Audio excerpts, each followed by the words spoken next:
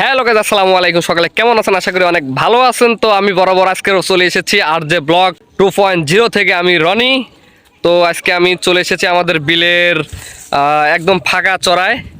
তো কথা না বলে চলেন ভিউটা দেখিয়ে আসি। Let's go.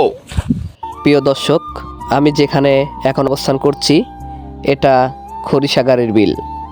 এই খরিশাগারের বিল এক নামে আশেপাশে 2-4-5 এলাকা এক নামেই চেনে। যেহেতু আমি গ্রামের ছেলে, তাই আমার জীবন শৈশবকাল আমাদের নদী নালা খাল বিল দেখেই আমি বড় হয়েছি।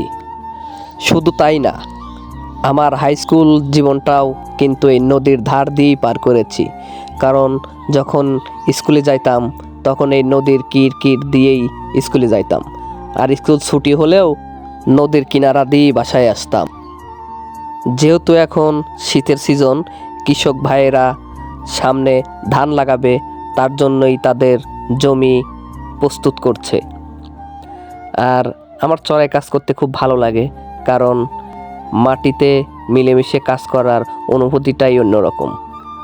তবে আমি যদি ছুটি পাই তাহলে বাসায় সময় বেশি না কাটিয়ে সরাসরি চড়ার মধ্যে চলে আসি, কারণ চড়ার মধ্যে মুক্ত বাতাস, আবহাওয়া আমার কাছে অনেক সুন্দর লাগে। এখানে ঠান্ডা হিমেল হাওয়া ও পাখির কিচিমিচি আমার মনকে শান্ত করে দেয়। আর আমার কাছে মনে হয় যে বড় বড় ইট পাথরের শহরের থেকে আমাদের গ্রাম অঞ্চলটাই বেস্ট। সকলে ভালো থাকবেন, সুন্দর থাকবেন। আল্লাহ হাফেজ।